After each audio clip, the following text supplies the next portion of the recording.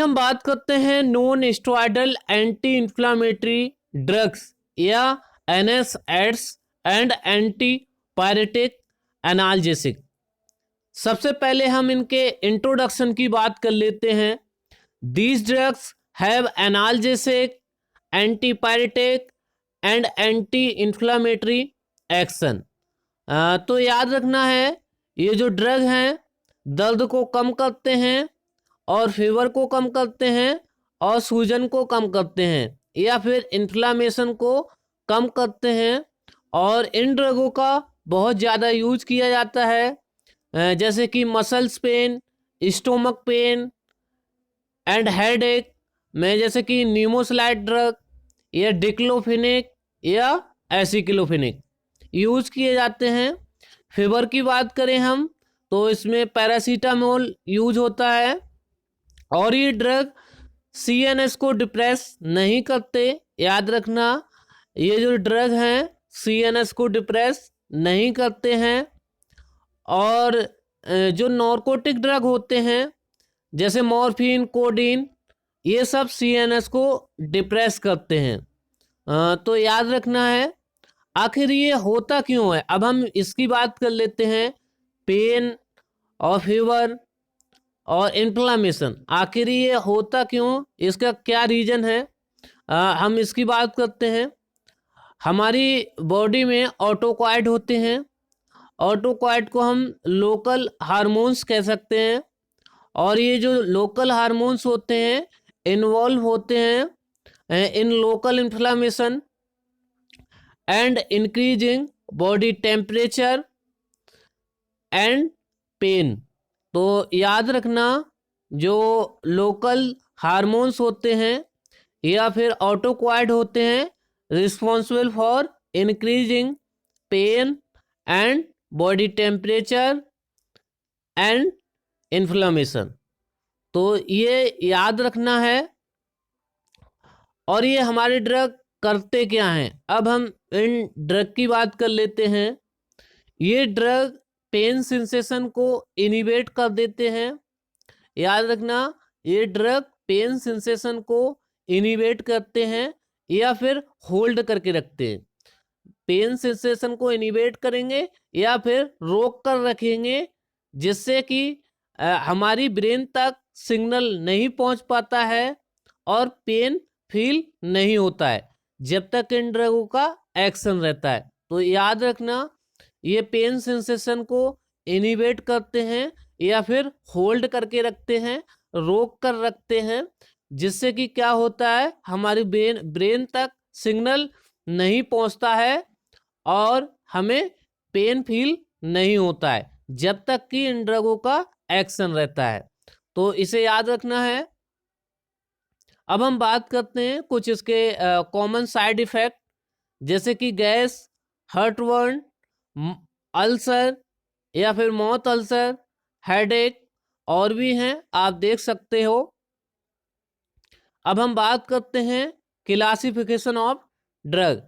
Number 1, non selective cox inhibitor, aspirin ibuprofen, ketoprofen, कीटोप्रोफेन। और इसके बाद number 2, peripheral cox 2 inhibitor, nimesulide, diclofenac, aceclofenac.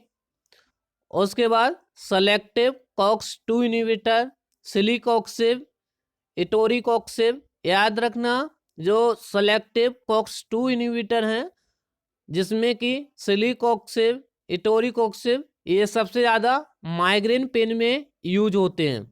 याद रखना, ये माइग्रेन पेन में यूज सबसे ज़्यादा होते हैं। एनाल्जेसिक, एंटीपायरेटिक, पैरासीटामोल या एसिटामाइनोफिन। अब हम बात करते हैं मैकेनिज्म ऑफ एक्शन। याद रखना, मैकेनिज्म ऑफ एक्शन सबका सेम होगा। तो ये इनिबेट करते हैं प्रोस्टाग्लैंडिन सिंथेसिस और इनिबेट करते हैं अराचिडोनिक एसिड। तो याद रखना, ये इनिबेट करेंगे प्रोस्टाग्लैंडिन सिंथेसिस और अराचिडोनिक एसिड। तो इसे याद रखना है। और ये इनिवेट करेंगे एंजाइम साइक्लोऑक्सीजिनेस 1 एंड 2। तो याद रखना, इनिवेट करेंगे prostaglandin synthesis and arachidonic acid and cyclooxygenase enzyme 1 and 2। अब हम बात करते हैं, एक हमने पर्टिकुलर कैटेगरी ले ली है सैलिसाइलेट, जिसमें एस्पिरिन। तो aspirin have analgesic, antipyretic and anti inflammatory action, और ये इनिबिट करती है प्लेटलेट एग्रीगेशन, मतलब कि ब्लड जमने का टाइम इंक्रीज कर देती है ये। इसका एक डिसएडवांटेज है, अगर इसे खाते हैं और बाय चांस इंजरी हो जाती है, या फिर कभी कभी ऐसा हुआ है बहुत ज़्यादा इंजरी हो जाने पर जो ब्लड है वो बॉडी से मतलब कि अगर थक्का नहीं जमेगा, ब्लड एग्रीगेशन को ये इनिबिट कर देती है, तो ब्लड बहुत ज़्यादा बॉडी से निकल जाता है, और उसकी वजह से पेशेंट की ये भी हो सकता है डेथ भी हो जाए, अगर ट्रीटमेंट नहीं दिया जाता है उस टाइम पर।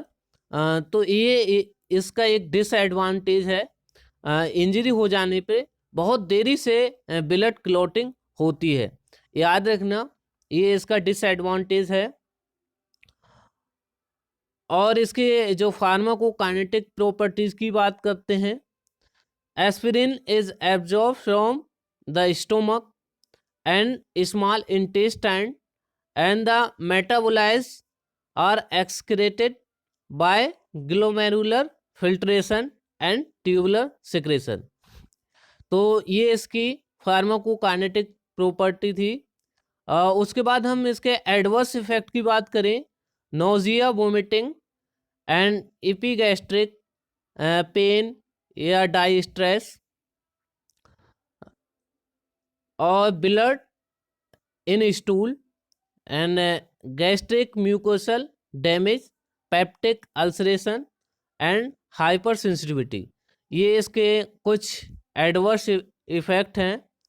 और कॉन्ट्रा इंडिकेशन, अगर अल्सर है किसी पेशेंट को तो नहीं देंगे, या फिर ब्लीडिंग टेंडेंसी है तो उस पेशेंट को नहीं देंगे।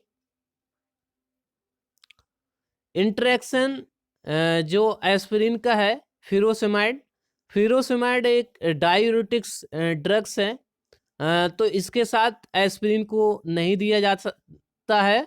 अब हम इसके यूजेस की बात करें, analgesic and antipyretic and rheumatoid arthritis में इनका यूज होता है। जैसे कि हम एक पीसीएम की बात करें, तो पीसीएम का भी मैकेनिज्म ऑफ एक्शन सेम ही होगा, इनिवेट करेगी prostaglandin synthesis and cyclooxygenase enzyme 1 and 2, ये याद रखना है।